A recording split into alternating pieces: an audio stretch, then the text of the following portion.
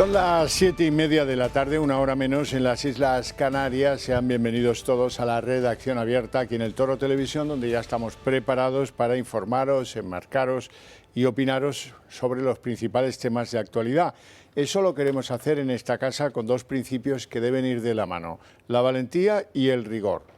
Tienen que ir al tiempo porque uno sin el otro pues significa bien poca cosa, y aprovechando un ambiente general de libertades que es el de esta casa. Aquí el que viene se expresa en libertad y cuenta lo que le parece sobre las cosas que yo le pregunte. No vienen a lucir el argumentario del partido que les indica lo que deben decir y que les considera como terminales mediáticos para difundir ideas. No, eso no nos gusta, eso es propio de Telepedros, y si nos dedican apenas 5 minutos descubrirán que esto es lo opuesto a una Telepedro, nada que ver con una Telepedro.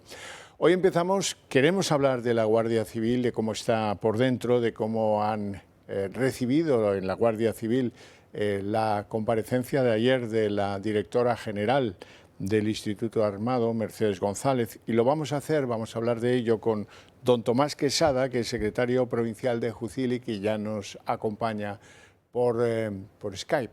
Muy buenas tardes, don Tomás. Hola, ¿qué tal? Buenas tardes, Xavier. La mitad de los españoles, o más de la mitad de los españoles, conocimos ayer a su directora general, a la directora general de la Guardia Civil. La conocimos explicándose y la verdad es que nos produjo un bochorno bastante considerable.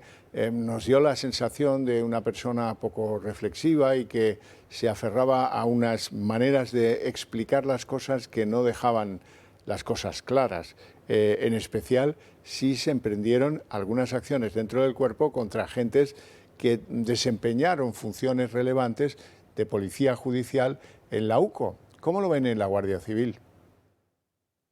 Bueno, pues en la Guardia Civil también somos ciudadanos y evidentemente lo vimos, el sentimiento general es el mismo, del mismo bochorno y de indignación profunda porque entendemos que esas explicaciones no fueron nada claras y que cuanto más ha intentado explicarse, menos claro ha quedado toda la situación que se pretende aclarar en este momento. Pero vamos a ver, aquí en lo que podríamos llamar el reguero de contradicciones, tenemos que muy altos mandos de la Guardia Civil han referido que el DAO les ordenó ponerse de perfil con las investigaciones que eran relevantes para el presidente del gobierno. Ella ayer defendió al DAO, dijo que no, que de ninguna manera, que ella nunca había emprendido acciones contra la UCO de ningún tipo, etcétera, etcétera, pero también sabemos, porque la propia UCO ha tomado declaración a algunos de los agentes, que efectivamente dice que se les abrió una especie de expediente interno, ¿no? ¿Cómo es eso del expediente? Bueno, en este caso a lo que se ha hecho referencia es a informaciones reservadas que en la mayoría de los casos suele ser el paso previo a la apertura de expediente disciplinario. Ah, puede resultar en un momento dado coercitivo o en otras ocasiones puede resultar por simplemente aclaratorio para dilucidar algo sobre lo que se tiene duda. Como he dicho antes, la sucesión de informaciones y las declaraciones confusas nos generan bastante bochorno e indignación y por eso precisamente nuestra asociación Jucil se ha personado en la causa precisamente para que si existe el más mínimo indicio finalmente de que se han producido este entorpecimiento o estas presiones a nuestros compañeros, queremos que se llegue hasta el final y que se diriman todas las responsabilidades que sean convenientes. Esto de la información reservada, para que la gente lo entienda, significa que un agente es llamado a comparecer ante un coronel, tal vez, y explicarse de lo que le pregunten, cuál ha sido su participación en alguno de los casos que como policía judicial le habían encomendado. Sí, así es. A ver, para que la gente lo entienda es, como se suele decir, es una llamada a capítulo, es una citación oficial para tratar un tema determinado y evidentemente pues se tiene que responder a las preguntas que hagan sobre ese tema. Uh -huh. Bueno, está claro que cuando te llaman para explicarte a propósito, para explicarse a propósito de tal, pues la gente en cuestión sí se puede sentir ciertamente intimidado, ¿no? Evidentemente, un proceso, digamos que un proceso amigable o plato de buen gusto no resulta para nadie, da igual de la escala de la que hablemos, tanto un guardia civil de base como en este caso oficiales. Es algo que implica una anormalidad, que ya te infiere una cierta preocupación y más en este caso, si realmente se confirma las informaciones que van saliendo, que como hemos dicho, ahora mismo todos son suposiciones, teniendo en cuenta que estamos hablando de agentes que en su labor de policía judicial solo tienen que rendir eh, explicaciones, evidentemente, a la autoridad judicial y a Fiscalía para quien trabaja. Mm. Se han personado o han pedido su personación en el caso de Leire Díez. Así es, nos hemos personado como acusación particular, perdón, acusación popular, como te decía antes, precisamente pues por lo que decía, que está siendo un tema que realmente abochorna y preocupa a los guardias civiles. No, la Guardia Civil no es una persona, la Guardia Civil somos 80.000 miembros y, y evidentemente está causando pues bastante estupor y mucha indignación y nosotros lo único que queremos, manteniendo la neutralidad de que hay una causa abierta, queremos formar parte de esa causa precisamente porque queremos defender el buen nombre de la Guardia Civil y el buen hacer de nuestros compañeros y pretendemos que se llegue hasta las últimas consecuencias. Pero una de las consecuencias bastante obvias cuando se vaya desarrollando el caso Leire en el juzgado, pues será que llamen a declarar al DAO para ver si dio esa orden de ponerse de perfil y probablemente que se acabe llamando a declarar en el juzgado a Mercedes González por sus encuentros con Leire Díaz y por sus órdenes, porque el DAO ¿puede el DAO dar esa orden sin conocimiento del director o de la directora general del cuerpo? Parece que no, ¿no? En teoría no. Por encima del DAO solo está la directora general y evidentemente está sujeto también a una escala de mando como nosotros. Claro. Entonces, es de suponer que esa iniciativa como mínimo debería de tener conocimiento su superior. Bueno, entonces el run run debe estar, me imagino, en la cúpula de la Guardia Civil, a propósito de si está en la cuerda floja su directora general. Jucil, ¿qué sabe de eso? Lucil, pues, conoce la opinión que nos transmiten los compañeros, que transmiten nuestros asociados, que evidentemente, como he comentado antes, existe mucho malestar, se sienten abochornados, entienden y defienden igual que nosotros que la Guardia Civil no es una sola persona, que, que de confirmarse estas informaciones, como he dicho, hay que esperar a que termine este proceso. Se considera un ataque no solo a la imagen de la institución de la Guardia Civil, sino a la independencia que tienen para trabajar defendiendo la ley y el Estado de Derecho. Nosotros trabajamos, la Guardia Civil trabaja para la ciudadanía. Pero a pesar de que el tema no esté, digamos, definitivamente anclado en los juzgados, sí hay informes de la UCO que hablan de que han ido a la Dirección General de la Guardia Civil a recabar ordenadores, expedientes y que alguno de esos expedientes hablaba explícitamente de acciones que se estaban llevando a cabo con la UCO. La UCO era un factor de preocupación, le guste o no le guste a Mercedes González. Eso sí que es un hecho. Afirmativo. La UCO, como he dicho antes, en este caso realiza labores de policía judicial, trabaja a la orden de los jueces en su función de policía judicial. Sí que es cierto que hay informaciones de esos informes y de parte del contenido de esos informes. Por eso, vuelvo a repetir, nos hemos personado en la causa para tener acceso a la mayor información posible, toda la parte de la información que no esté reservada y, por supuesto, pedir las responsabilidades que sean necesarias. Aparte del proceso judicial, a Jucil no le ha temblado nunca el pulso a la hora de pedir la dimisión incluso del ministro del Interior. No dudaríamos en el momento de que cualquiera de estas informaciones se confirme en pedir la dimisión de la directora general. Hoy el ministro del Interior, Fernando Grande Marlaska, en el Congreso ha tenido una salida así un poco torera, diciendo, no, hombre, si no hay denuncias de los agentes es que no ha habido tales presiones. Claro, eso pues en la mente del ministro del Interior es una conclusión un tanto equívoca, porque imagínense si la misma conclusión, como no hay denuncias, no hay problema, no se podría llevar, por ejemplo, a cientos y miles de casos de acosos sexuales que no han sido denunciados por la razón que fuere, a lo mejor porque denunciarlos suponía mucha dureza para la víctima, en este caso para los que han sufrido las presiones en la Guardia Civil. ¿Qué le parecen a usted esas declaraciones del ministro? Bueno, nos parece que desconoce totalmente el funcionamiento interno y cómo se realizan este tipo de gestiones, estas situaciones dentro de la Guardia Civil, como he dicho, a nivel interno, el tema de la información reservada, de expedientes disciplinarios. En cualquier caso, consideramos, como he dicho antes, de confirmarse que los informes de la UCO contienen esa información. Nosotros consideramos que no hay mejor ni mayor denuncia que el plasmar esa situación dentro de un informe que se va a entregar a la autoridad judicial para que sea conocedora en este caso, si se hubiera dado de las presiones y de la injerencia que se ha pretendido hacer en su trabajo.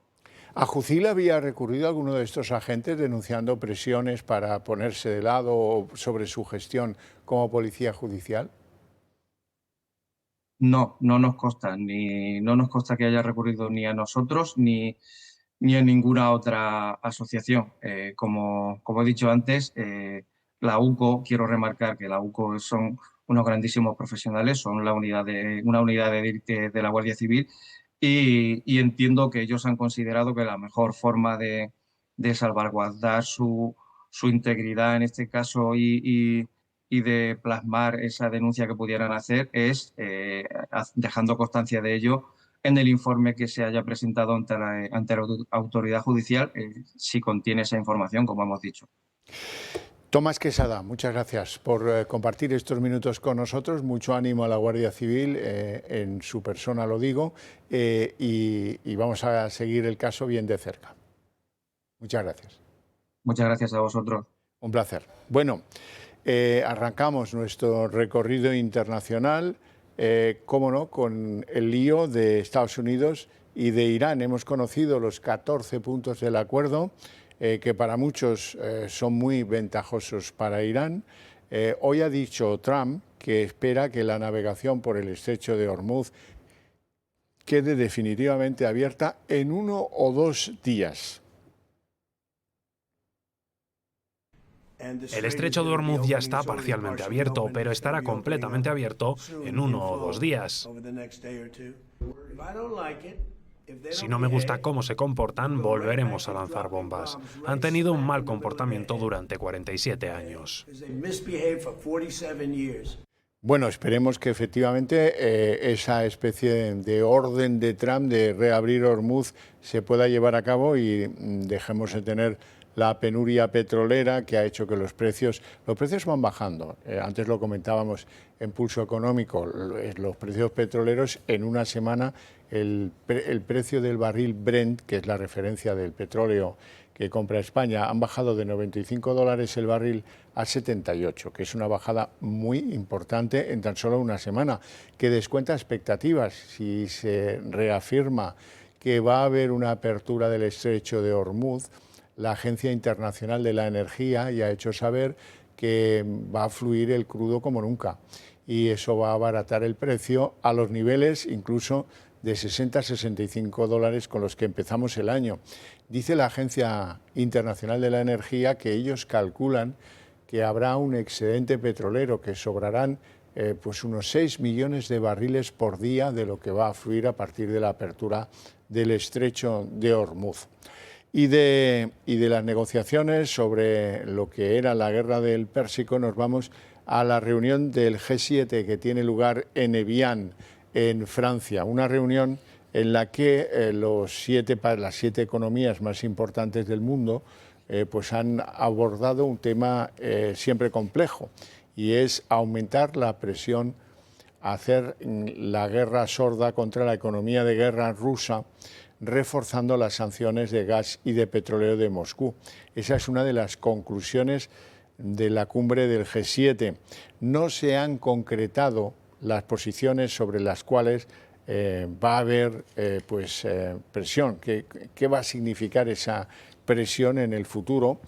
Pues todavía no lo sabemos, pero ahí lo han debatido, y en los próximos días sabremos en qué se plasma el aumento de esas sanciones o el endurecimiento de esas sanciones. Y de ahí nos vamos al Parlamento Europeo, porque en el Parlamento Europeo ha salido airosa la posición de Giorgia Meloni, la primer ministro italiana, y al final el Parlamento Europeo, 751 miembros, ha decidido endurecer las políticas migratorias de la Unión Europea. Es una decisión tomada ya en el Parlamento Europeo.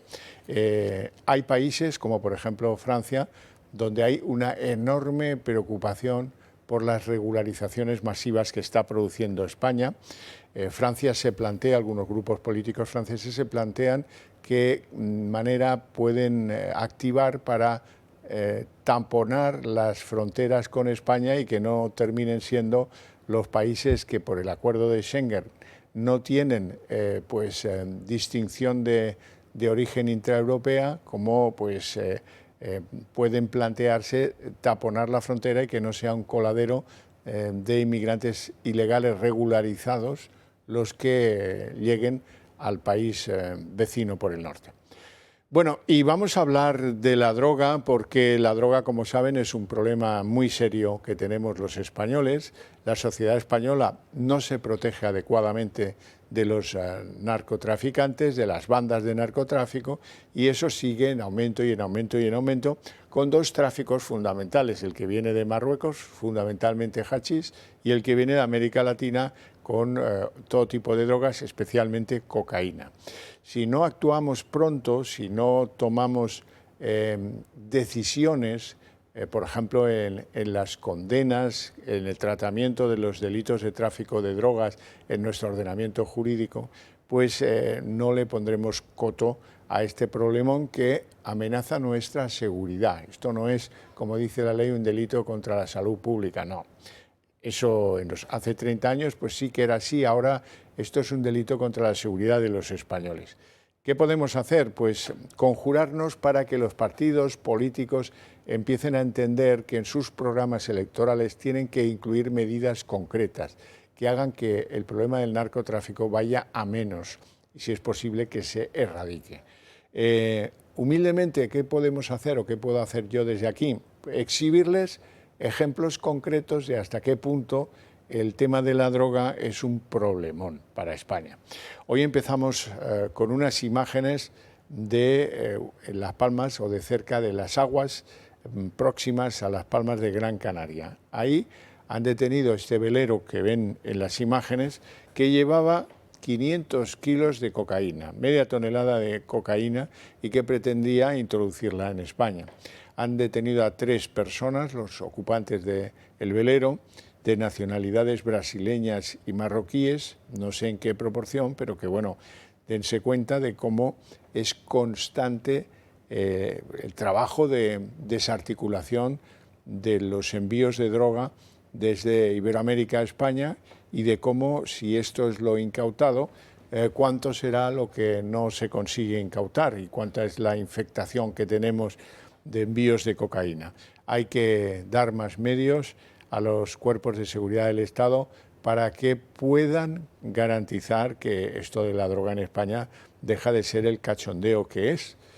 Y de Las Palmas de Gran Canaria, o de las aguas próximas a Las Palmas de Gran Canaria, nos vamos a Córdoba, a Villanueva de Córdoba concretamente. En Villanueva de Córdoba, la Guardia Civil ha detenido a 2 personas y está investigando a otras dos como presuntas autoras de un delito de tráfico de drogas y otro de pertenencia a un grupo criminal. Han desarticulado un punto de venta de esta localidad, Villanueva de Córdoba, en el marco de una operación que se llama Cash Box. Y que bueno, esto no es más que una pequeña muestra, porque lo que desarticulan se vuelve a montar al día siguiente. Tienen mucha pasta suficiente para comprar voluntades, pasta suficiente para volver a montar de un día para otro lo que desmontan los agentes, en este caso de la Guardia Civil, y además disponen de armas y de diferentes actividades que son los delitos inducidos que tenemos al tiempo que el delito del tráfico de drogas. Bien, y nos vamos a la situación general de cómo está España. Hay un dato muy relevante que hemos conocido hoy y que tiene que ver con el absentismo. Resulta que el 7% de los trabajadores falta a su lugar de trabajo cada día, y esto supone ya algo que los técnicos llaman la pandemia del absentismo, que le cuesta a este país 33.000 millones cada año. El impacto económico, dice la COE, la patronal, de las bajas laborales se ha triplicado en los últimos 10 años. Un 7% de los trabajadores de nuestro país faltan a su puesto de trabajo cada día. Aunque la mayoría de estas faltas están justificadas por una baja médica, el impacto económico empieza a alcanzar unas cifras de auténtico vértigo que afecta directamente al sistema sanitario, a la economía y al mercado laboral. Lo que hemos comprobado es que estamos ante un problema de país, ante el que urge tomar decisiones a través, básicamente, del diálogo social. Un absentismo laboral que, traducido en el gasto en prestaciones y cotizaciones adicionales, asciende a 33.000 millones de euros. Hablamos ya de 33.000 millones de euros, de los que unos 17.000 los pagan las empresas. Un esfuerzo económico gigantesco, que sin embargo no se ha traducido en una mejora equivalente de la salud de los trabajadores, ni en una mayor eficiencia del sistema. Solo en los últimos 10 años se han triplicado las incidencias de las bajas, siendo la pandemia el momento en el que comenzó el incremento de las prestaciones por incapacidad temporal, disparándose hasta el 79%. Hoy, el gasto para cubrir estas bajas por parte de la Seguridad Social se sitúa tan solo por detrás de la partida destinada a las pensiones. Para frenar este absentismo laboral es necesario... Se necesitan más profesionales sanitarios. Si digo más profesionales sanitarios. Y si es necesario, mejor pagados. Es imprescindible potenciar las competencias de las mutuas. Hay que adelantar los controles al trabajador de baja por inspección médica. Desde la COE piden además que la Seguridad Social pague el pago íntegro de los 15 primeros días de baja, porque recuerdan que el 69% de las bajas actuales duran menos de 15 días, un periodo que corre a cargo de la empresa. Una demanda de medidas urgentes que ha hecho el presidente de la COE, acompañado de otros representantes de patronales autonómicas, y que ha dejado declaraciones como estas por parte del presidente de la patronal de Castilla-La Mancha. Tenemos una baja no porque la empresa le haya maltratado, no, tenemos una baja porque le ha dejado la novia, sin ánimos de ofender. Yo tengo 2 hijos en esa edad, pero son unos memos. Una polémica de la que Garamendi ha querido salir del paso. No necesita respuesta. La opinión de un representante empresarial pues puede ser la opinión que pueda tener. Pero que vuelve a poner a los jóvenes y a la salud mental en el centro de la diana. Sin embargo, los responsables políticos que podrían solucionar, poner algún remiendo a esta sangría del absentismo laboral, no están por la labor. Es el caso de la ministra de Sanidad, Mónica García. Mónica García tiene una teoría bastante estrafalaria. Dice que no, es que la salud de los trabajadores es muy importante y desde luego reducir la capacidad de las bajas sería un atentado a la independencia del sector médico, de los médicos de este país. Vamos a escucharla. Las bajas es un acto médico, ¿no? Lo que está diciendo la COE, de alguna manera está intentando deslizar, como que las bajas, las cogen los trabajadores sin causa, ¿no? Se llama absentismo, no, se llaman bajas laborales. Es un acto médico en el cual un médico prescribe, igual que te prescribe un fármaco, te prescribe que no puedes ir a trabajar. Con lo cual yo creo que es un ataque a la independencia y la autonomía que tienen los médicos para dictar y firmar las bajas de los profesionales y de los trabajadores. Ya lo ven, esto es lo que hay. hay que hablar de Zapatero. Hoy Zapatero ha pasado 3 horas en la Audiencia Nacional declarando a propósito del caso Plus Ultra, del que ha dicho que él no hizo ninguna injerencia sobre la administración, que no se vio nunca con ningún funcionario para empujar las ayudas de 53 millones que recibió esta compañía Plus Ultra. Y luego su declaración ha estado plagada de no lo sé, no lo sé, y algo muy relevante. José Luis Rodríguez Zapatero, que ha entrado por la puerta de magistrados de la Audiencia Nacional como si fuera una autoridad, ¿verdad? Bueno, pues como ayer Begoña Gómez entraba por el parking y en coche con los cristales tintados como si fuera un personaje relevante, ¿verdad? Solo es la esposa del presidente del gobierno. Volvamos a Zapatero. Zapatero hoy no ha querido contestar a la Fiscalía, lo cual pues es un mal consejo, a mi modo de ver. El juez Calama ha descartado, eso sí, y eso que la Fiscalía se lo pedía, tomar medidas cautelares, retirada de presupuesto, comparecencia cada 15 días en el juzgado, prohibición de abandonar el país. Dice el juez Calama que no es necesario porque es una persona hiperconocida y enraizada en la sociedad española y que pues no percibe como un riesgo de fuga lo que pueda en el futuro determinar la actitud de José Luis Rodríguez Zapatero. De momento ha descartado las medidas cautelares. Sin embargo, el juez Calama, y ahí viene lo importante, ha hecho un auto para descartar las medidas cautelares en el que, entre otras consideraciones, dice que Zapatero, el imputado, en su declaración no ha logrado desvirtuar los indicios racionales de criminalidad que pesaban sobre él en la causa. Esto es muy importante porque significa, uno, que si la Fiscalía mantiene la petición de que le retiren el pasaporte, la Fiscalía no le ha creído en su declaración de hoy de esas 3 horas que le refería antes.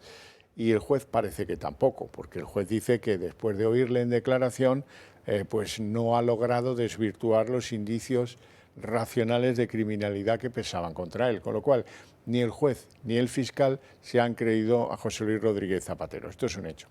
¿Qué ha reconocido? Se puede preguntar alguno, Zapatero en la Audiencia Nacional. Ha reconocido que efectivamente el cobro de análisis relevante 500.000 euros por unos informes que no están sustentados por un contrato. Por lo visto no hay un contrato entre Análisis Relevante y José Luis Rodríguez Zapatero para que encargarle el trabajo profesional de hacer unos informes y de cobrarlos consiguientemente. Se ha referido a que esos contratos pues, muchas veces eran verbales y que pues, muchas veces también los informes que él hacía también eran verbales.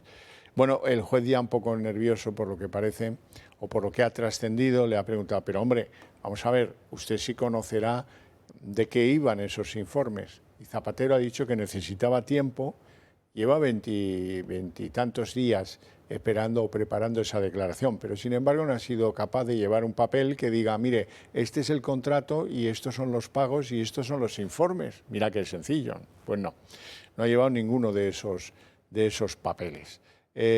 Dice Zapatero ha hecho otra cosa importante, desvincularse de los negocios de Julito Martínez, su compa, el que le pagaba, el dueño de Análisis Relevante Martínez, Sociedad Limitada. Le ha preguntado al juez, pero oiga, ¿para quién hacía usted esos informes? Que ha dicho Zapatero que eran informes de carácter general. Sí, bueno, pero ¿sobre qué? Eso no lo ha sabido contestar, que necesitaba tiempo para buscar los papeles, si acaso, y que ya los aportaría. Y le ha preguntado el juez para quién eran esos informes. Eso sí parece pues, lo más obvio que algunos nombres podía haber dado Zapatero. No ha dado ninguno. Pues esto ya tiene un halo de sospecha sobre los pagos de esos 500.000 euros por parte de Análisis Relevante bastante llamativo. Y ha defendido el trabajo de sus hijas.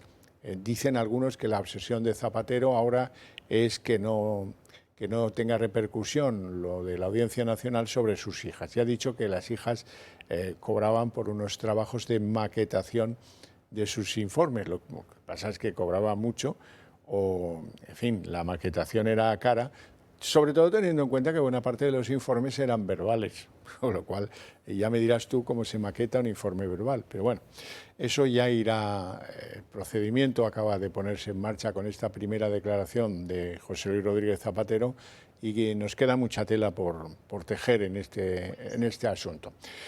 Quiero hablaros del Club de Amigos. Si habéis llegado a la conclusión de que compartís ideas con nosotros, si habéis llegado a la conclusión de que nosotros estamos en mejor disposición para hacer que esas ideas compartidas fluyan hacia el conjunto de la sociedad española, tenéis que llegar a la conclusión de que tenéis que apoyaros en nosotros.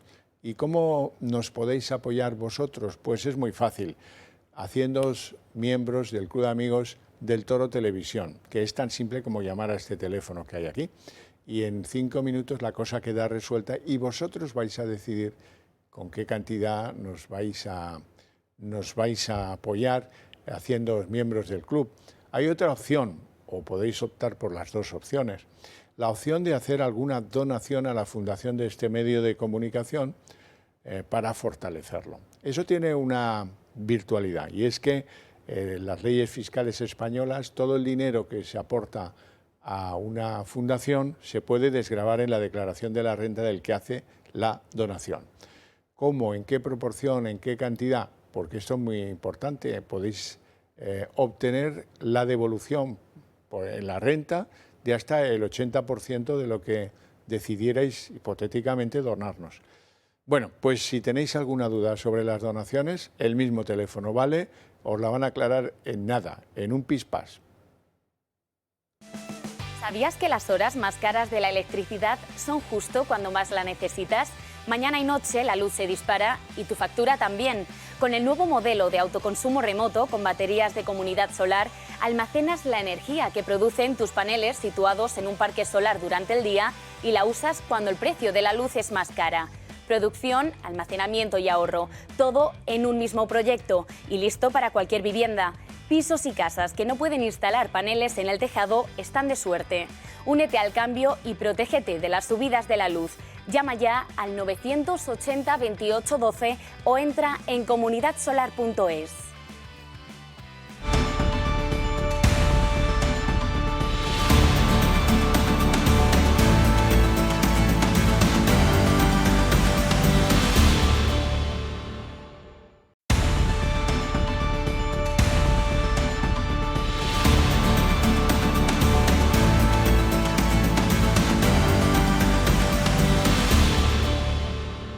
Son las 8:05, jóvenes minutos, momento en el que abrimos nuestra mesa de análisis político. Lo primero será, lógicamente, presentarles a nuestros invitados hoy.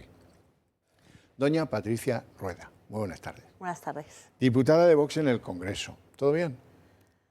Bueno, los calores son... No, y tal y como está la situación política, pero todo bien y seguimos luchando, que es contracalores. importante. Los contracalores. Bueno, en fin.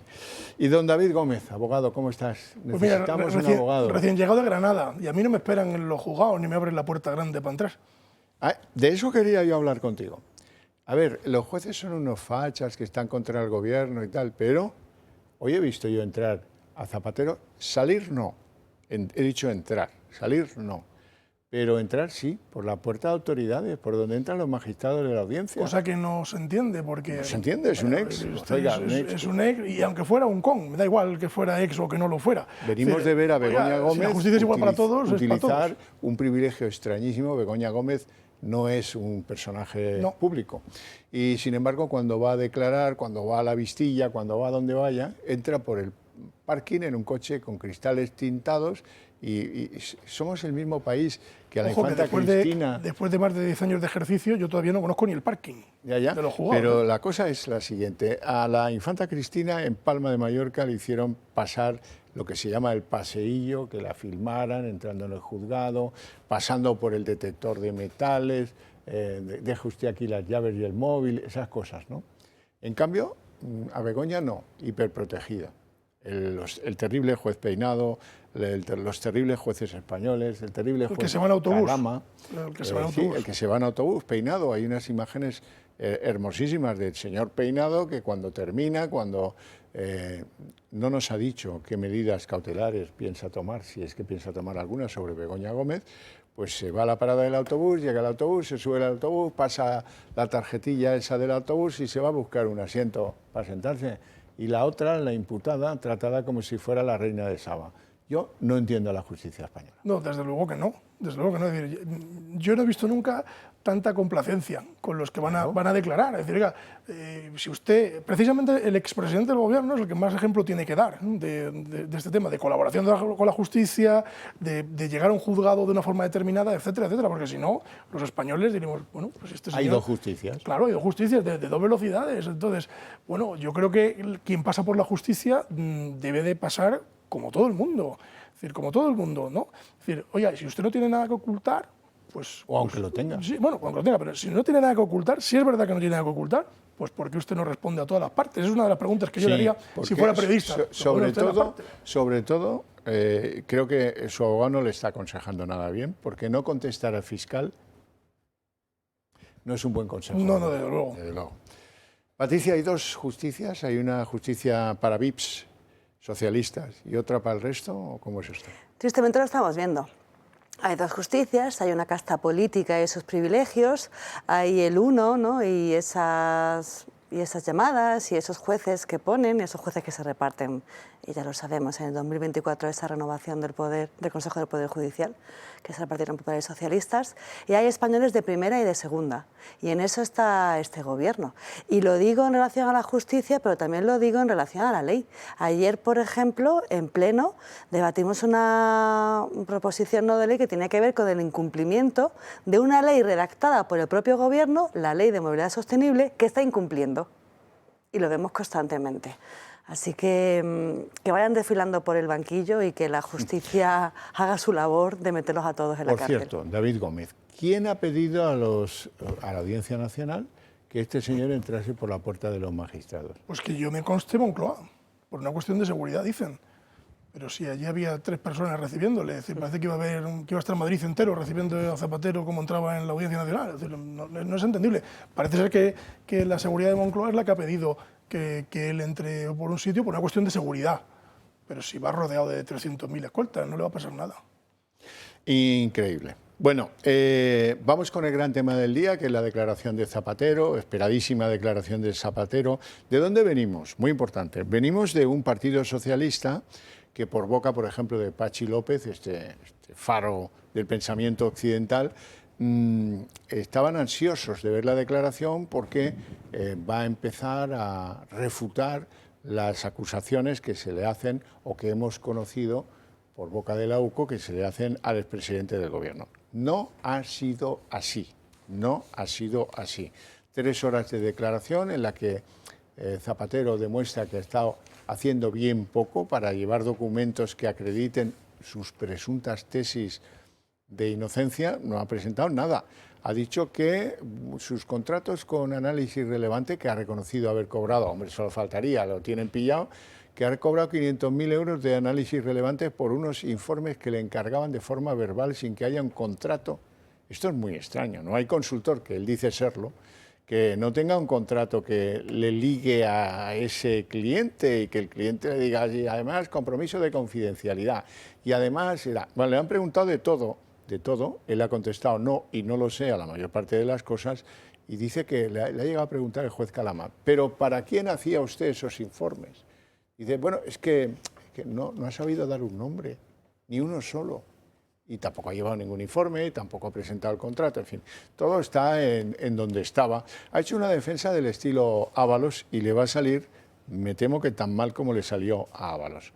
Es verdad que las acusaciones y la Fiscalía tenían la pretensión de que el juez dictaría medidas cautelares sobre Zapatero que eviten, por ejemplo, su fuga. Este es el país de donde se fugó un tal Puigdemont, ¿eh? Yo lo recuerdo porque a veces parece que algunos dicen, hombre, pero ¿cómo le van a retirar el pasaporte? Pedro J. Ramírez sostiene eso. ¿Cómo le van a retirar el pasaporte a Begoña Gómez? Claro, como se lo retirarían a Javier Horcajo si tuviera que ir a juzgado y acusado de 4 delitos penales de gravedad. ¿Por qué?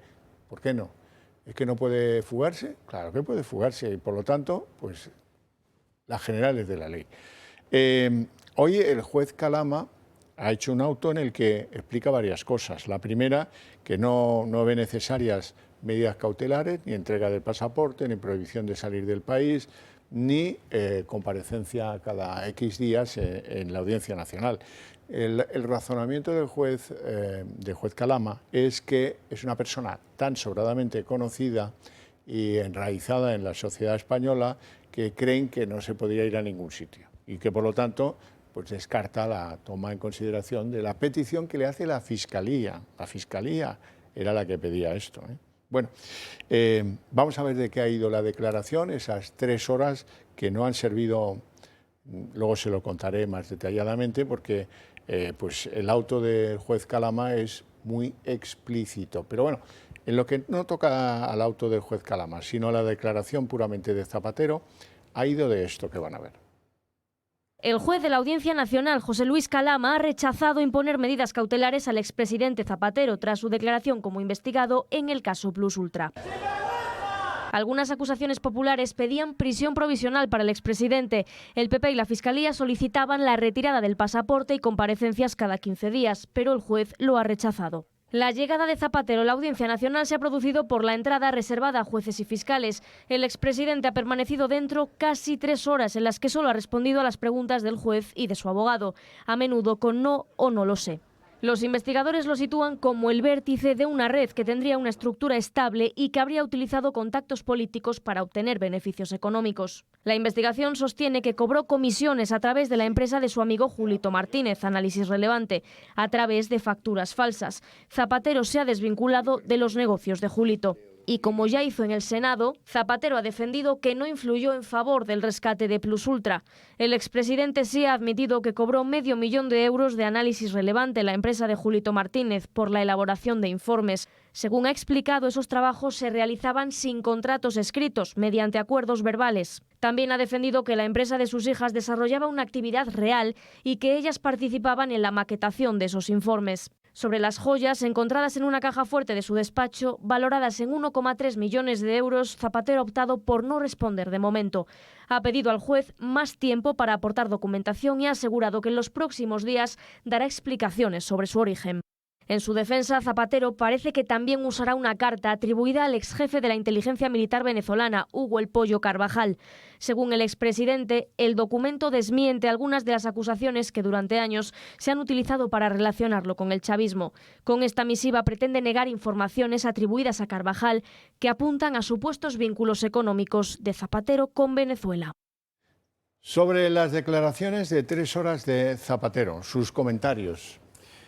Yo me voy a quedar con una frase del auto, que te lo voy a decir. El auto es la pera. Es decir, no, luego iremos al auto. Vamos ¿sí? a la declaración puramente de Zapatero, bueno, pues, y esa contradicción de unos contratos inexistentes que le facultan como consultor, que cobras como eso, pero que no tienes... Pues luego volvemos al auto. Por favor. En cuanto a la declaración de Zapatero, a mí me parece errática, en el sentido de decir, oiga, usted tiene que al menos contestar al Ministerio Fiscal, al menos, es decir, contesta al juez y al Ministerio Fiscal. Ha tenido casi un mes. Claro, y realmente no aporta nada nuevo, porque dice, bueno, de la joya ya lo aportaré, ¿no? Ya, bueno, pues ha tenido usted tiempo, desde el primer día que le trincaron las joyas, ha tenido tiempo de preparar a sabiendas de lo que le iba a caer encima, ¿no? Es decir, ha tenido tiempo de sobra. Entonces, bueno, yo no creo que sea una declaración al uso. Yo creo que, fíjate, me da la sensación de que está delante del juez como si estuviera dando un meeting en algún sitio, en político, y creo que nadie le ha explicado que así no se declara. Es decir, que usted tiene que ir a declarar a calzón quitado, como decimos, si no, pues no nos cuente usted películas, la habrá contado allí. O sea, no sé si veremos el vídeo en algún momento, imagino que sí, es decir, pero cuando veamos el vídeo de la declaración veremos cómo declara Zapatero, y estoy casi convencido, nos jugamos una cena aquí, de que le ha suelto un discurso político al juez en ese tono que él usa, y saliéndose de lo que es estrictamente un criterio de defensa, desde mi punto de vista. Es decir, porque yo creo que cuando llegas a ese nivel de política no sabes desvirtuar dónde termina el personaje, de dónde termina la persona, ¿no? Entonces, eso afecta mucho en las declaraciones, lo hemos visto más veces. No es la primera vez, pero creo que en flaco favor le hace la estrategia de no contestar al fiscal, flaco favor. Ha hecho un Ábalos. Sí, efectivamente, ha hecho un Ábalos. Hemos visto a Ábalos declarar y creo que ha ido exactamente en la misma línea. Ese argumento se usa cuando no tienes argumento, cuando no tienes defensa. Es decir, no tienes defensa, pues ¿qué le cuentas? Le cuentas una milonga allí al juez, que luego veremos si se la cree o no se la cree. No. Pero tú de momento le cuentas la milonga, ¿no? Luego veremos lo que ha dicho Calama. Doña Patricia Rueda. Es tan preocupante como alarmante ver al que es un expresidente del Gobierno de España desfilando por un banquillo, acusado por 6 delitos, ¿no? Entre ellos tráfico de influencia, organización criminal, falsedad documental, contrabando, blanqueo, delito fiscal. Es la punta de un iceberg de una organización criminal que sabemos perfectamente quién es el uno, y estamos todos expectantes a ver cómo ejerce su función la justicia. De eso tan importante es esa independencia del Poder Judicial. Hablábamos hace un momento de esta distinción entre españoles de primera y de segunda.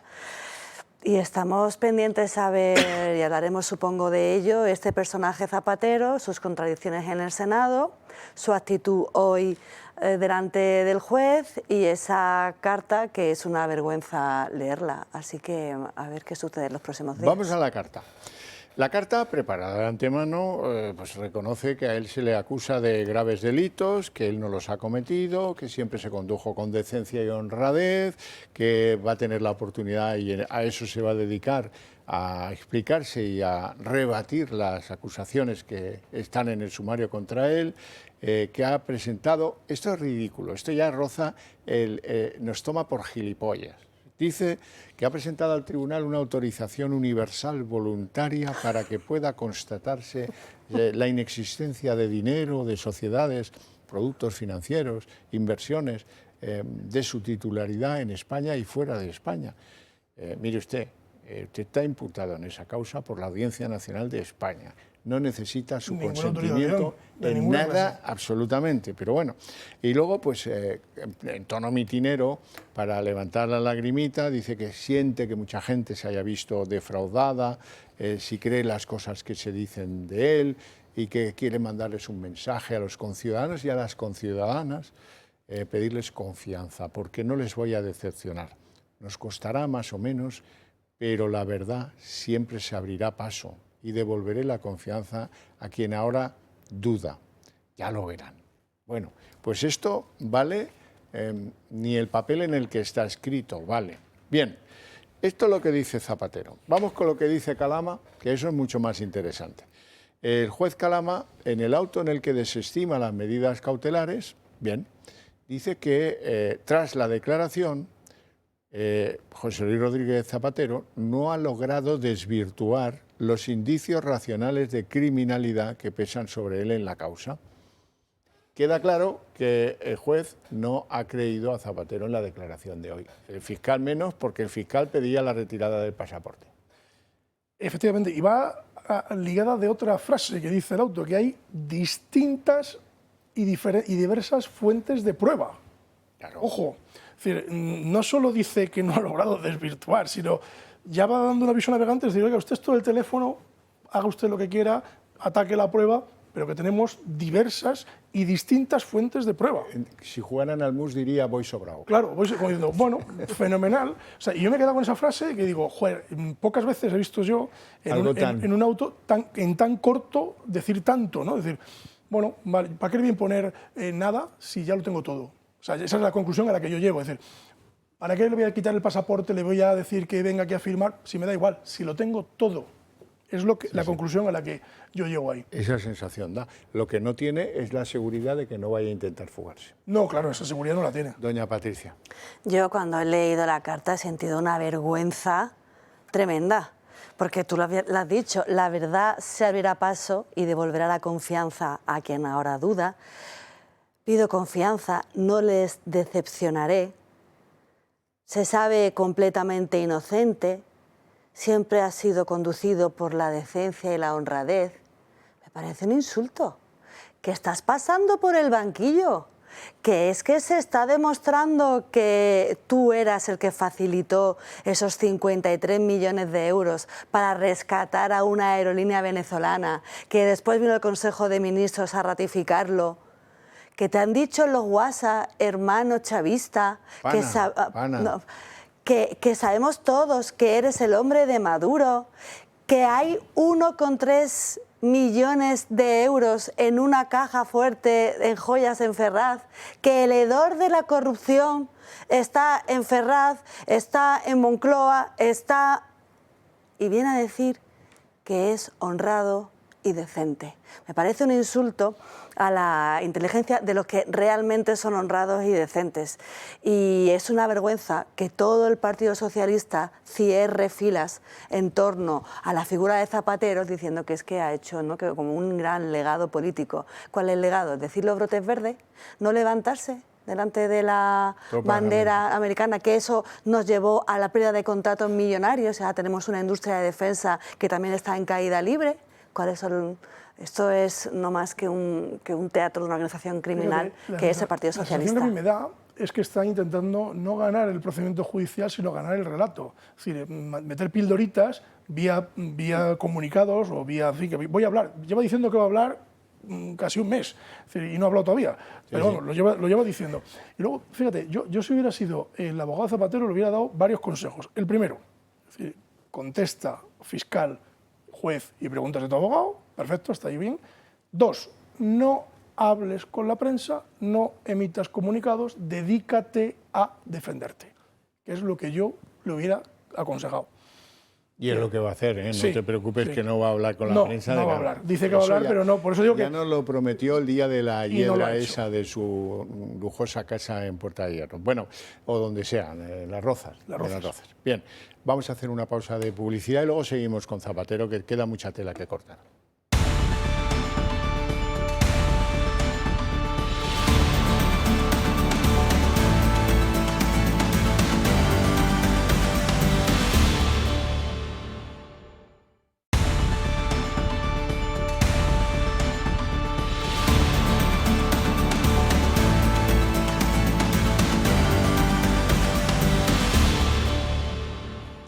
Se sabe poco de los momentos, que los ha habido bien tensos, en la declaración de Zapatero. Hay uno que sí se ha conocido. Le han preguntado, oiga, ¿y usted por qué se reunió con el ministro de la Seguridad Social, José Luis Escrivá, cuando esta empresa Plus Ultra tenía un problema para recibir las ayudas, que es que mantenía deudas con la Seguridad Social?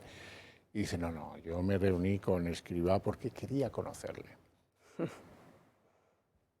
Bien, bueno, a lo que vamos. Reacciones.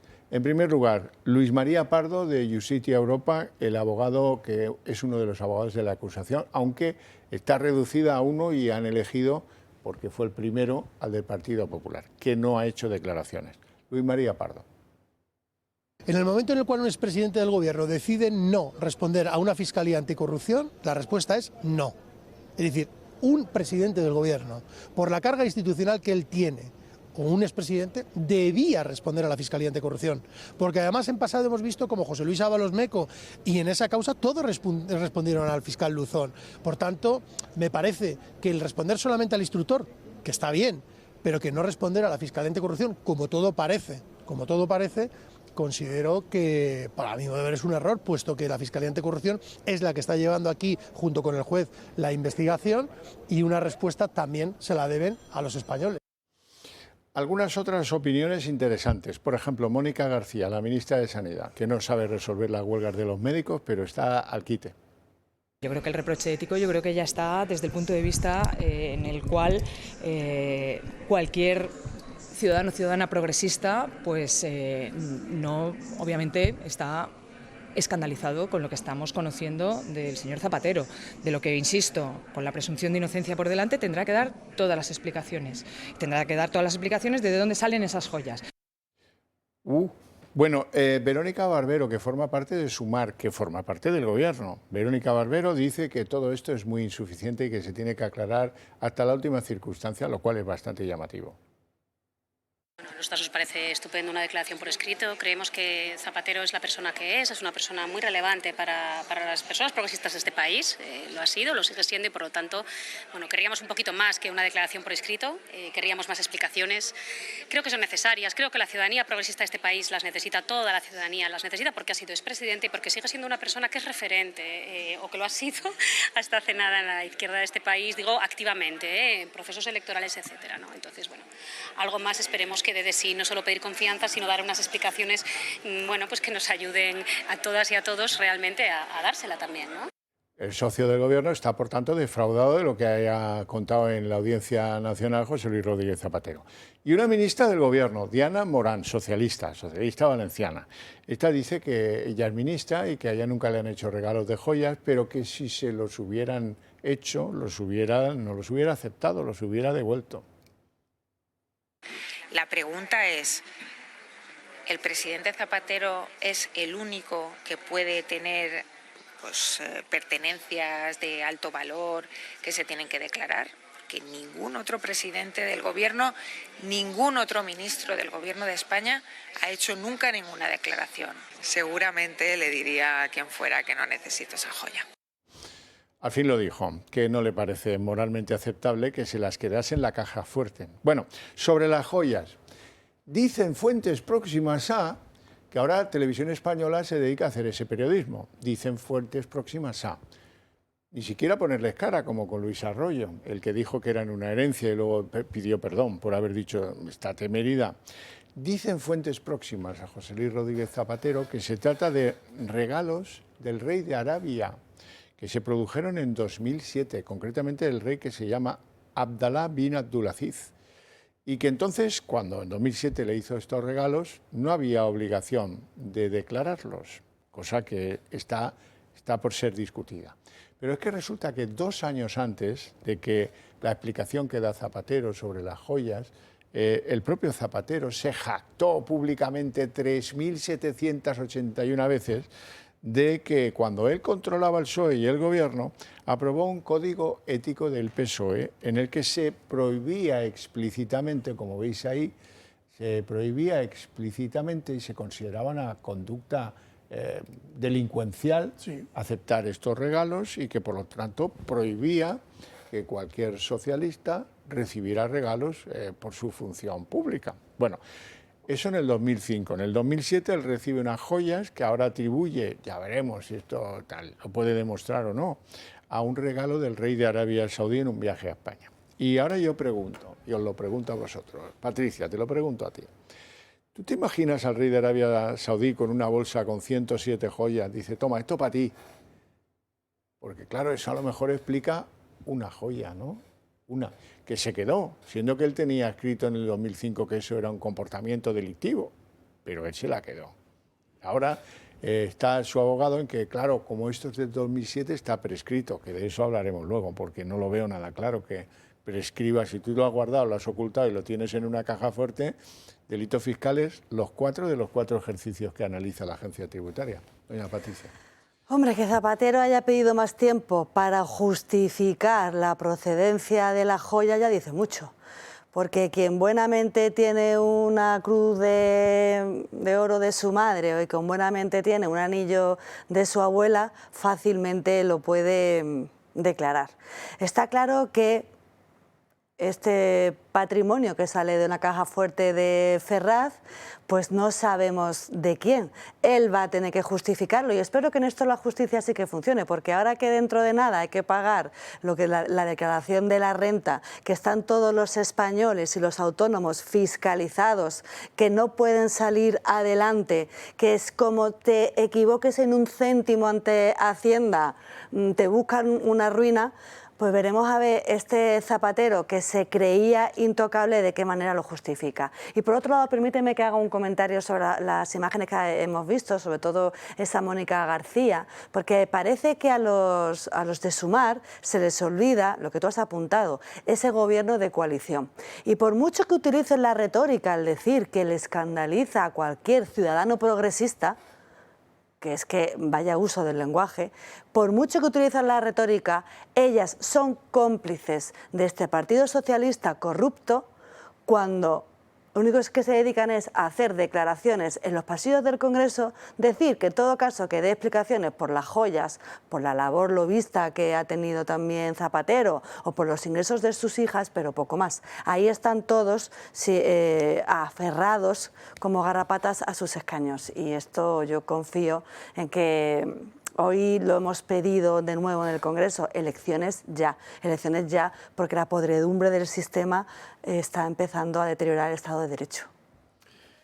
David, el regalo del rey de Arabia Saudí. Es que estaba ahí. Ahí Según estabas poniéndome al rey de Arabia, que me lo imagino yo allí todo togado con sus cosas y sus avalorios delante de Zapatero, entregándole, pues no sé, un saco, ¿no? Un saco lleno de joyas. O sea, yo no me veo la cena. Primero, porque ¿por qué le regala joyas de mujer el rey de Arabia, uno de los países más machistas del mundo, a Zapatero?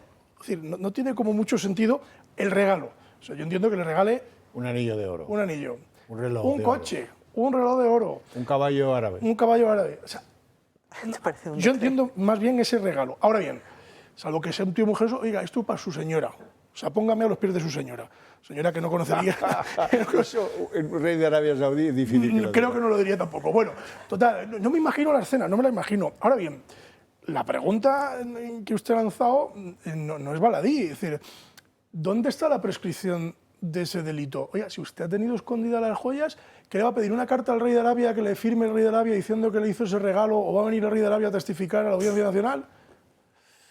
Bueno, yo lo tiene muy complicado, es decir, tiene muy complicado, y máxime cuando estamos hablando de que su código ético, que se le ha pasado por el forro, del 2005, y esto seguro le ocurre en el 7, mira, pues por el forro. Hay un caso muy clarificador, el de la Audiencia Nacional contra la familia Pujol. No, es que esto es una herencia del abuelo Florenzi en Andorra, que nos dejó allí un dinero, y el dinero ha ido creciendo y tal, ya.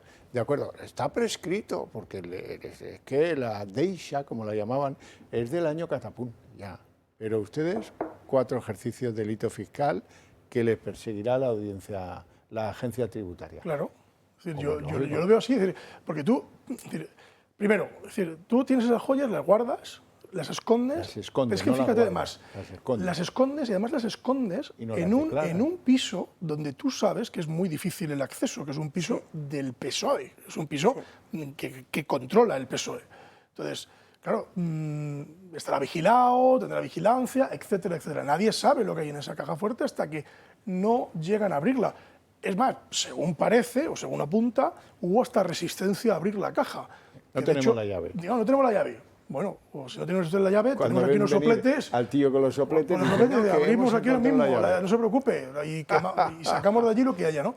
Y claro, la sorpresa es mayúscula. Primero, es que es una cadena de cuestiones que son absolutamente absurdas. Primero, no tenemos la llave. Segundo, escondemos las joyas allí. No sabemos muy bien por qué. Tercero, como no cuela, decimos, si es bisutería, son 50.000 euros. Y ya difunden el bulo, porque eso es un bulo, o sea, que nadie se creía. Es decir, que, o sea, ¿quién tiene bisutería en una caja fuerte? Nadie. Es decir, la bisutería es bisutería. Entonces, 50.000 eurillos de nada. Ojo con los 50.000, que la tasación está hecha por debajo. No a precio de mercado, no se nos olvide. Hay quien dice que es el doble. Que seguramente eso se dispare. Cerca de 2 millones. Eso sería el precio seguramente de su salida en subasta. En una subasta judicial saldría en ese precio como precio mínimo y de ahí para arriba, hasta donde llegue. Entonces, no se lo cree nadie. Y ahora nos dicen que, claro, como no tenemos suficiente drama al tema ni suficiente historia, aparece el rey de Arabia con sus bártulos dándole un saco lleno de joyas a este señor. Es que no hay por dónde cogerlo. O sea, yo creo que, vamos, es casquiano total. Yo creo que ni Berlanga se inventaría algo para algo parecido. Pero hay que recordar que él ordenó que se escribiera una orden de obligado cumplimiento en el PSOE 2 años antes, que describía claramente como delictivo el procedimiento de apropiarse de las joyas. Consejitos traigo que para mí no guardo. Es decir, que eso es como... es que tiene unos amigos muy raros, Zapatero. El día que sale Miguel Sebastián a intentarle ayudar, dice que es normal, que esto se lo quedan todos los ministros, y no pasa aduanas porque viene en valija diplomática, en el Falcon, no sé qué, ¿no? ¿Cómo? Y luego, ya para acabarlo de adobar, dice Miguel Sebastián, yo probablemente si tuviera mujer también me lo hubiera quedado. Y la pregunta es, ¿y cuándo se lo pondría? Porque hubiera estado bueno eso, es decir, se lo pone y entonces tú imagínate, ¿por qué no se lo pone? La pregunta es, ¿por qué no hemos visto nunca a la mujer de Zapatero con esas joyas? Vamos a hacernos esa pregunta. ¿Por qué? O sea, esa es la pregunta que se tienen que hacer todos los españoles. Porque, oye, uno tiene una joya para lucirla. Yo no tengo joyas, pero si tú tienes joyas, la tienes para lucirla, ¿no? Es decir, hombre, no vas a ir por la calle diciendo, mira qué joya tengo, pero sí que una boda, un evento social, te pones una joya, no sé si de ese calibre, porque me parece que tendrías que llevar una correa para sujetarte y no se te caiga el cuello. Desde el 2007... Pero no hemos visto nunca sonsoles, ni siquiera con los pendientes. Es que no hemos visto nunca una escena ni similar. Entonces, y ni siquiera aportó una foto, podía aportar fotos, mira, pues en la comunión de no sé quién, o en el bautizo, bueno, aquí no irán a comunión ni bautizos, a otras cosas. Es decir, en el evento tal, pero es que ni siquiera eso. Patricia. Y supongo que descubriremos algún día qué hacen en la sede de Ferraz, desde cuándo en la sede de Ferraz, y creo, entendiendo de divina providencia, que el tasador es el mismo al que le pidieron tasación hace X tiempo. Hay dos tasadores, en realidad. Ansorena, que es el que alguno cuestiona por cierta amistad que tiene o tuvo con Esperanza Aguirre. Pero luego está el Instituto Gemológico Español, que colaboró con Ansorena en la valoración de las joyas, que no debe ser muy fácil de hacer. No debe ser muy fácil de hacer. Yo también haría una indagatoria y diría, oiga, a lo mejor conviene preguntar a quién instaló la caja cuando la instaló, porque a lo mejor la instaló hace 2 años. Claro. Entonces vamos a ver quién instaló esa caja y cuándo, y quién le mandó a instalársela. Bueno, a petición de la señora Rueda, vamos con la sesión de control del día de hoy en el Congreso de los Diputados, que no pasará a la historia, pero bueno, ha tenido algún filamento interesante. No esto de que Feijóo llame cobarde a Sánchez y el otro le ha llamado Torquemada o no sé qué historias, eso ya nos aburre. Lo que sí ha sido relevante, en mi humilde punto de vista, es que los grandes aliados de este gobierno, el PNV y Junts, le han dicho cara a cara a Zapatero, esta legislatura está liquidada. Ya, a ver si lo entiendes. Venga, vamos a verlo. La legislatura está cerca de acabar. Es lo que los socios del Gobierno, decisivos para adoptar cualquier decisión, están empezando a repetir de forma continuada. Estamos nadando en el último largo de esta legislatura. Presenten los presupuestos, es su obligación, pero si no consigue un acuerdo suficiente en esta Cámara, disuélvala y convoque elecciones. En una sesión de control cargada de insultos. No deja de sorprenderme la atalaya moral desde la que usted se convierte en un Torquemada de la vida. Acusaciones. Que a ninguna de esas personas le habrían abierto ninguna puerta si no fuera porque tenían acceso a usted y al Gobierno. Usted era parte esencial de la cloaca. Y reproches. Señor Bendodo, usted es consciente que me ha difamado y que ha mentido. Una vez más, lo que no se ha escuchado en el hemiciclo han sido respuestas claras ante los casos de corrupción que rodean al Partido Socialista y al presidente, ni pronunciamientos por parte del Gobierno sobre los 7 delitos que se le imputan a Rodríguez Zapatero, que mientras se celebraba la sesión, declaraba en la Audiencia Nacional sobre su implicación en el caso Plus Ultra y el origen de sus joyas millonarias. La única respuesta que ha dado el Gobierno ha venido desde el escaño de Félix Bolaños, quien ha asegurado: las instituciones del Estado con este Gobierno han funcionado sin injerencia, sin condicionamiento. De lo que sí han hablado los diputados y el Gobierno es de la enmienda presentada este martes por Junts para convocar elecciones y del veto del Gobierno para que no se celebre la votación. Señor Armengol, ayer nos robaron el derecho a votar una enmienda y hoy nos roba el derecho a réplica. Es usted una vergüenza para esta Cámara, se lo tenía que decir. Mañana tendremos derecho a votar aquí la continuidad de la legislatura, pero usted es un cobarde. Usted le tiene miedo a la democracia. Ya no es que no quiera que votemos en urna, sino que además no quiere que votemos en el Congreso. Usted no es un demócrata. Aunque Sánchez lo tiene claro. Las elecciones se van a celebrar. Pero la pregunta no es esa. La pregunta es ¿qué país se va a presentar en 2027 respecto al 2018? E indiscutiblemente, el señor Feijóo es un mejor país. Señora Rueda. Bueno, han sido muchas las cuestiones. Es verdad que el PNV le ha pedido esos presupuestos generales del Estado, lo ha dicho que pone a prueba su fe, ha hablado de capacidad de resistencia y es lo que ha dicho que la legislatura se estaba acabando.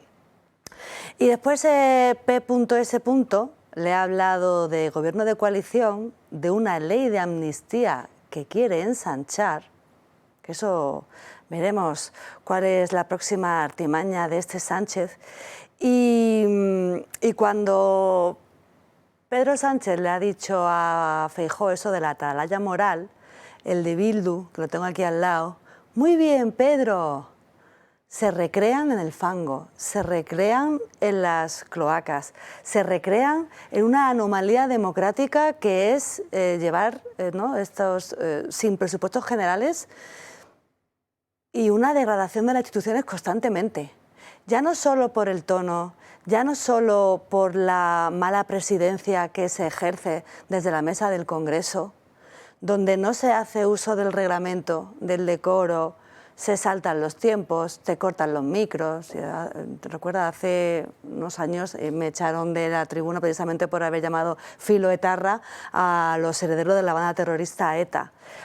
Colonizan las instituciones y están en el itumas de la corrupción, y hoy he visto a un Pedro Sánchez muy cómodo. Me ha preocupado mucho. Sin corbata, muy relajado, una organización criminal, Zapatero, la corrupción, su mujer, hermanísimo, el informe de la UCO, no para de salir esa corrupción del Partido Socialista, y yo estaba muy relajado, muy cómodo y muy altanero. Fíjate, yo creo que los socios de coalición hablan para su parroquia, exclusivamente, porque realmente les interesa tener así al gobierno. Es decir, no van a hacer nada, es decir, porque si lo quisieran hacer ya lo habrían hecho. O sea, la excusa de que no queremos un gobierno con Vox, bueno, pues esto lo hemos solucionado, ¿no? Parece que convocamos, hacen ustedes la moción, convocamos el primer Consejo de Ministros, convocamos las elecciones. Fíjate qué fácil. O sea, ministros 3, punto.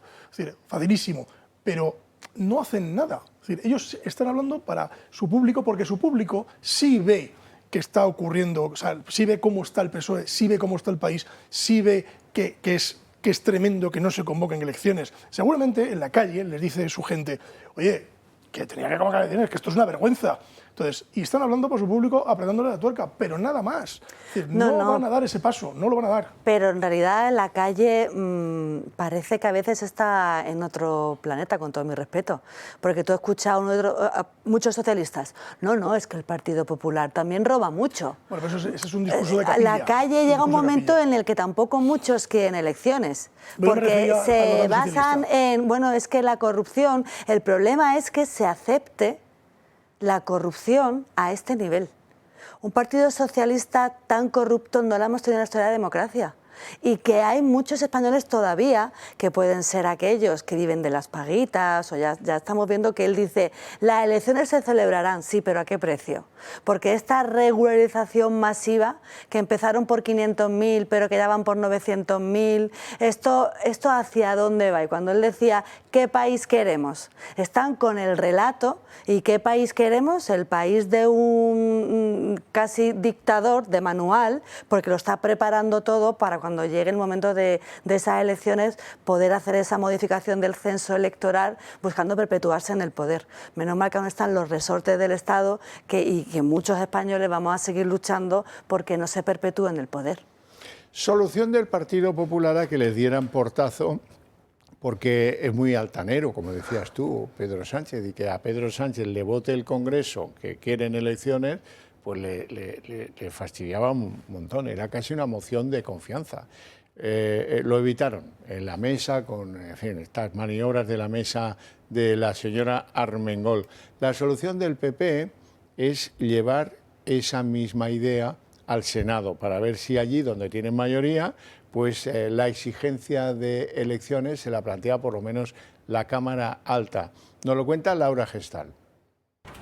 El PP anuncia que llevará al Senado una moción para pedir elecciones a Pedro Sánchez. Lo hace después de que la mesa del Congreso, con mayoría de PSOE y Sumar, tumbara las enmiendas del Partido Popular y de Junts para votar una especie de cuestión de confianza al presidente. Una votación que no era vinculante, pero que pretendía que los socios se pronunciaran sobre la posibilidad de disolver las Cortes y de provocar un adelanto electoral, convocar elecciones. La mesa argumentó que esas competencias son exclusivas del presidente y que por eso tumbaba las enmiendas de PP y de Junts. En la sesión de control, el presidente del Partido Popular, Alberto Núñez Feijóo, ha tachado a Sánchez de cobarde y lo ha acusado de amordazar al Parlamento. Por eso el siguiente movimiento de los populares ha sido registrar la misma moción, pero esta vez en el Senado, donde sí se podrá votar previsiblemente porque tienen mayoría absoluta. Pero no vale lo mismo la moción del Congreso que la moción del Senado. Es que aquí hay tres cuestiones, si me lo permites. Uno, la mesa del Congreso, donde está PSOE, PP y Sumar. PP facilitó a Sumar, tener una posición de poder dejando a Vox fuera. Por eso es tan importante cuando los de Vox denunciamos ese sectarismo que muchas veces le pasa al Partido Popular de dejar a Vox fuera de la mesa del Congreso. La mesa del Congreso es un órgano de decisiones. Si hubiese estado Vox en esa mesa, esto no hubiese sucedido. 2, va al Senado, pero después tendrá que venir al Congreso. Entonces, es un poco bien queda. Y 3, hoy ha vuelto a salir. Moción de censura. Ya no vale decir no salen los números, porque con Junts los números le sale al PP en determinadas iniciativas y no le faltan tantos votos para conseguir echar a Sánchez. Así que yo creo que es una estrategia más del Partido Popular de hacer mucho ruido mediático y de no tomarse la política en serio con responsabilidad, con determinación y con firmeza. La señora que ayer conocimos, algunos que no la tratamos, Mercedes González, la directora general de la Guardia Civil, que algunos confunden con una cuñada de esas nerviosas que a muchos les tocan por razones de la familia, que son como son. Bueno, pues esta señora está acorralada. De hecho, los generales echan humo, los generales de la Guardia Civil. Y hoy el ministro la pretendía proteger desde el Congreso de los Diputados, Fernando Grande Marlaska. Esta es su teoría.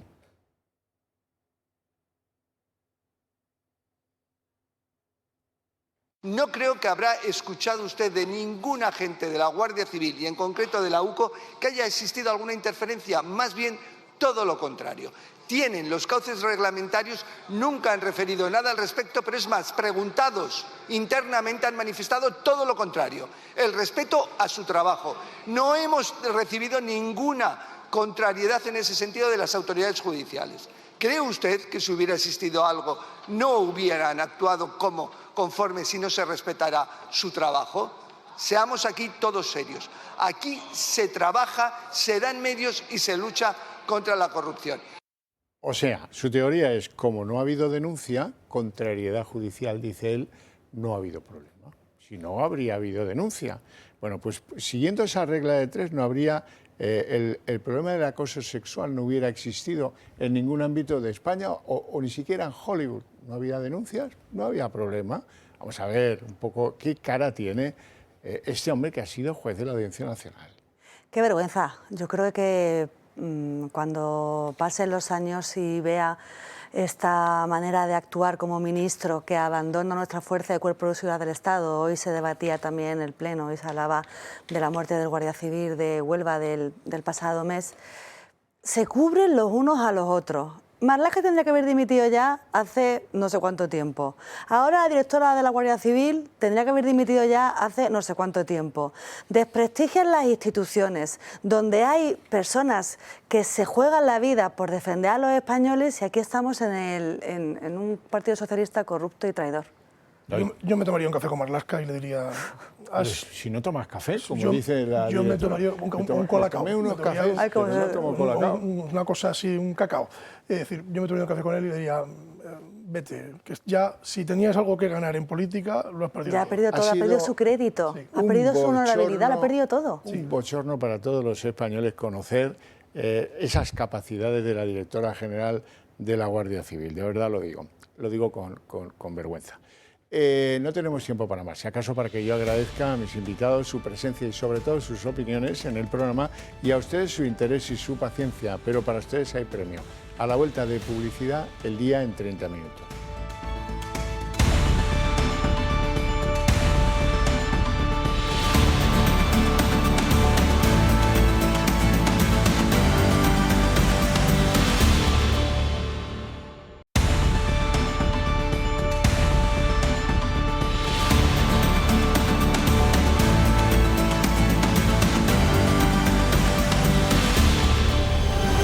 El día en 30 minutos. José Luis Rodríguez Zapatero ha declarado durante 3 horas y como imputado en la Audiencia Nacional.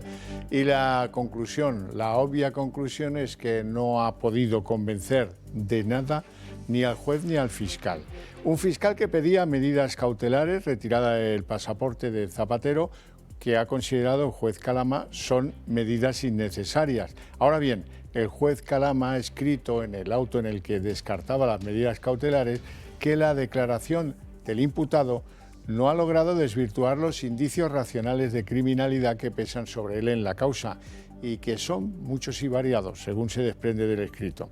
Zapatero, eso sí, ha pedido varias veces tiempo para poder recabar pruebas en su favor. Zapatero ha reconocido que cobró cerca de 500.000 euros de análisis relevante por la elaboración de informes, algunos de ellos verbales. El expresidente se ha desmarcado de los negocios de Julio Martínez, a quien ha definido como amigo, y ha defendido el trabajo de sus hijas en la maquetación de esos informes. Además, ha negado cualquier intervención en la concesión de los 53 millones de euros de ayudas públicas a Plus Ultra. El juez de la Audiencia Nacional, José Luis Calama, ha rechazado imponer medidas cautelares al expresidente Zapatero tras su declaración como investigado en el caso Plus Ultra. Algunas acusaciones populares pedían prisión provisional para el expresidente. El PP y la Fiscalía solicitaban la retirada del pasaporte y comparecencias cada 15 días, pero el juez lo ha rechazado. La llegada de Zapatero a la Audiencia Nacional se ha producido por la entrada reservada a jueces y fiscales. El expresidente ha permanecido dentro casi 3 horas, en las que solo ha respondido a las preguntas del juez y de su abogado, a menudo con no o no lo sé. Los investigadores lo sitúan como el vértice de una red que tendría una estructura estable y que habría utilizado contactos políticos para obtener beneficios económicos. La investigación sostiene que cobró comisiones a través de la empresa de su amigo Julito Martínez, Análisis Relevante, a través de facturas falsas. Zapatero se ha desvinculado de los negocios de Julito. Y como ya hizo en el Senado, Zapatero ha defendido que no influyó en favor del rescate de Plus Ultra.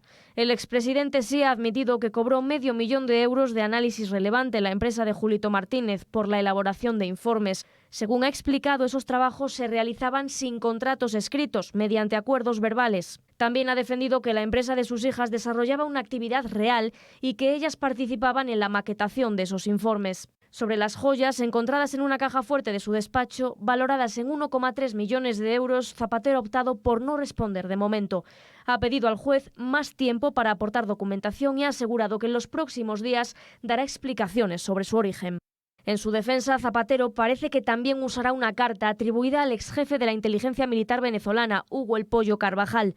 Según el expresidente, el documento desmiente algunas de las acusaciones que durante años se han utilizado para relacionarlo con el chavismo. Con esta misiva pretende negar informaciones atribuidas a Carvajal que apuntan a supuestos vínculos económicos de Zapatero con Venezuela. Quizá lo más relevante de la declaración hoy en la Audiencia Nacional de Zapatero es que ni el juez Calama ni la Fiscalía han reducido sus expectativas de delito respecto del declarante o del imputado. La Fiscalía muy claramente, porque pedía la retirada del pasaporte del expresidente, y el juez Calama porque en el auto en el que descartaba las medidas cautelares dice que tras la declaración el imputado no ha logrado desvirtuar los indicios racionales de criminalidad que pesan sobre él en la causa, y ha venido a decir en ese auto que pruebas las tienen y bastantes. Y al acabar su declaración en la Audiencia Nacional, Zapatero ha emitido un comunicado en el que promete explicaciones y se defiende de unos delitos muy graves que, según él, no ha cometido. El expresidente asegura que siempre se ha guiado por la decencia y por la honradez y que ahora tiene la tarea de demostrarlo, algo que dice hará con absoluta transparencia. Acaba este comunicado asegurando que la verdad se abrirá paso y que devolverá la confianza a quien ahora duda de él. Zapatero hoy no ha querido declarar sobre las joyas que la UCO encontró en su despacho oficial valoradas en 1.300.000 euros. Si acaso fuentes próximas al expresidente dicen que se tratan de un regalo y aluden al rey de Arabia Saudí. Sin embargo, hay algo que choca, porque si ese regalo, como suponen esas fuentes próximas a Zapatero, se produjo en el 2007...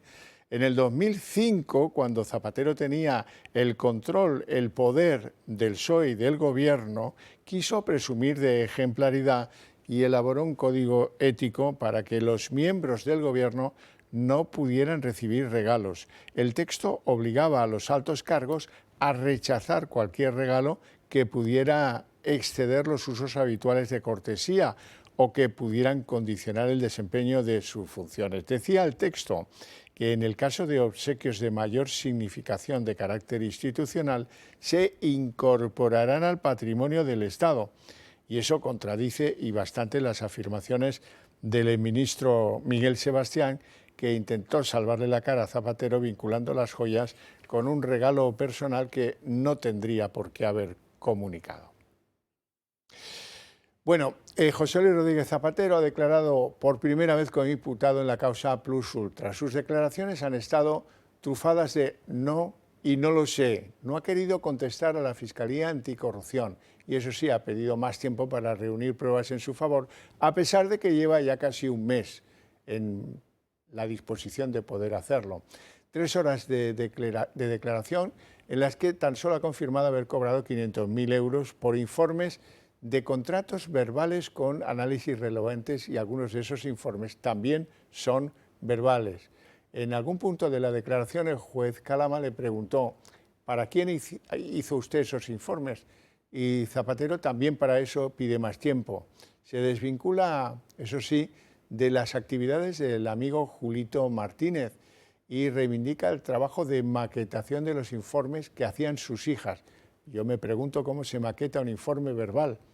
Lo relevante es que tras el interrogatorio que algunos socialistas como Pachi López anunciaban que iba a ser aclarador de todas las circunstancias que pesan sobre Zapatero, esto no ha sido así, no ha sido así al punto de que el instructor Calama afirma que Zapatero en su declaración no ha logrado desvirtuar los indicios racionales de criminalidad que pesan sobre él en la causa.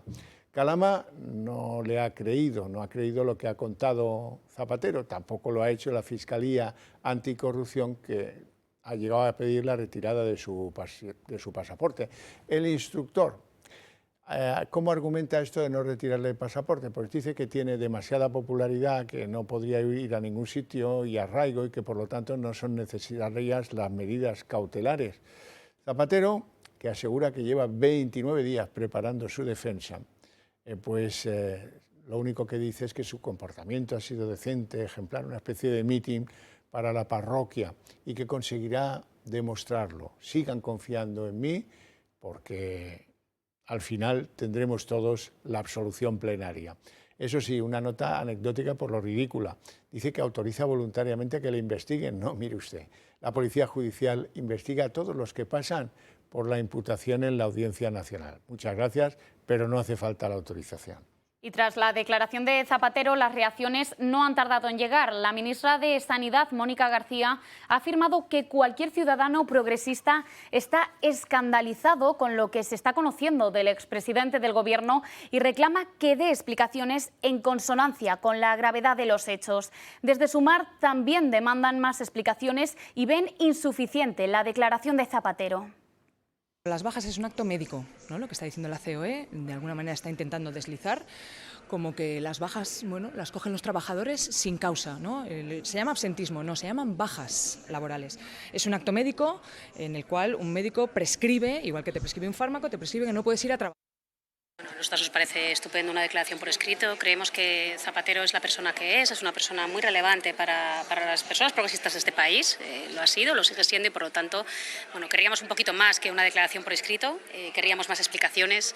Creo que son necesarias, creo que la ciudadanía progresista de este país las necesita, toda la ciudadanía las necesita porque ha sido expresidente y porque sigue siendo una persona que es referente o que lo ha sido hasta hace nada en la izquierda de este país, digo activamente, en procesos electorales, etcétera, ¿no? Entonces, bueno, algo más esperemos que dé de sí, no solo pedir confianza, sino dar unas explicaciones, bueno, pues que nos ayuden a todas y a todos realmente a dársela también, ¿no? La ministra de Ciencia, Diana Morán, que es socialista valenciana, dice que a ella como ministra nunca le han regalado joyas, pero que en cualquier caso, si le hubieran regalado unas joyas como las que incautaron al expresidente socialista Zapatero, no las habría aceptado. La pregunta es, ¿el presidente Zapatero es el único que puede tener pertenencias de alto valor que se tienen que declarar?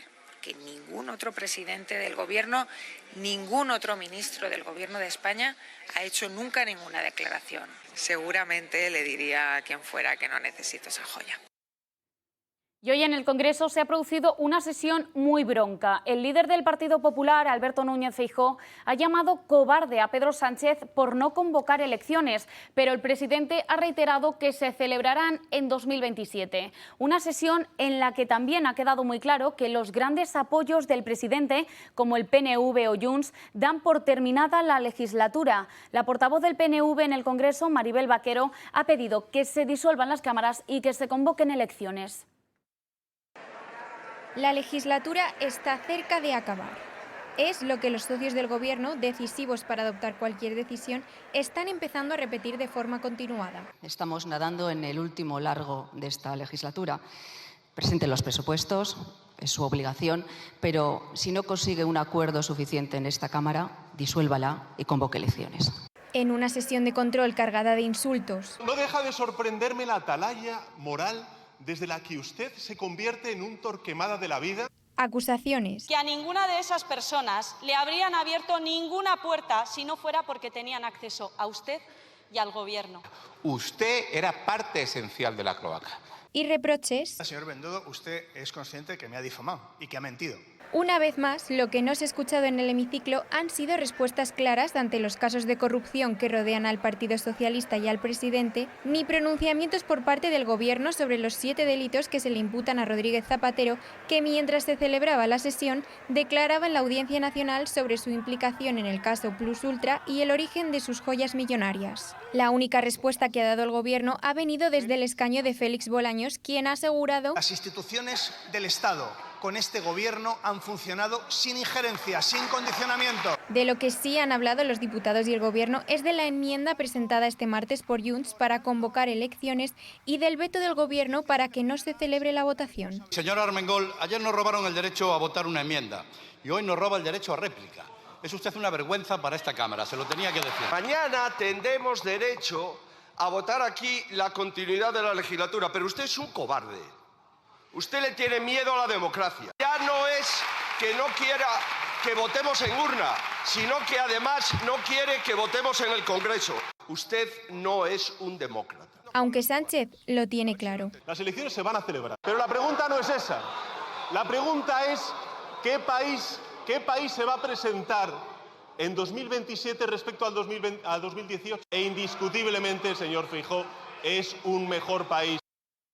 Pedro Sánchez es propietario de 2 viviendas y 2 plazas de garaje en Madrid. Así lo tiene declarado en los datos que debe ofrecer cuando toma el acta en el Congreso de los Diputados, y coincide eso con el registro de la propiedad. Lo que pasa es que el presidente del Gobierno informó mal al Congreso sobre la fecha en la que adquirió sus 4 inmuebles de los que es titular.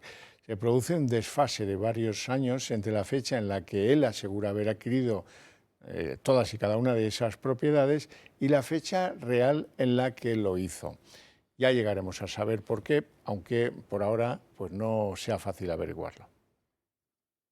Y según el debate, el padre de Begoña Gómez y suegro del presidente del Gobierno habría utilizado en 1986 el alquiler de un ático vinculado a la conocida sauna Adán con el pretexto de ampliar una supuesta tienda de muebles que nunca llegó a existir. Un espacio que habría sido destinado a actividades relacionadas con la prostitución y a la grabación de clientes. El Partido Popular llevará al Senado, donde tiene mayoría, la iniciativa para votar que se convoquen elecciones. El PP y Junts convergen en votar esta iniciativa a pesar de no ser vinculante para el Gobierno. Lo intentaron hacer en el Congreso y, como saben, como les contábamos ayer, la mesa del Congreso lo impidió. La solución del Partido Popular para que no se pierda esa iniciativa es llevar ahora el asunto al Senado.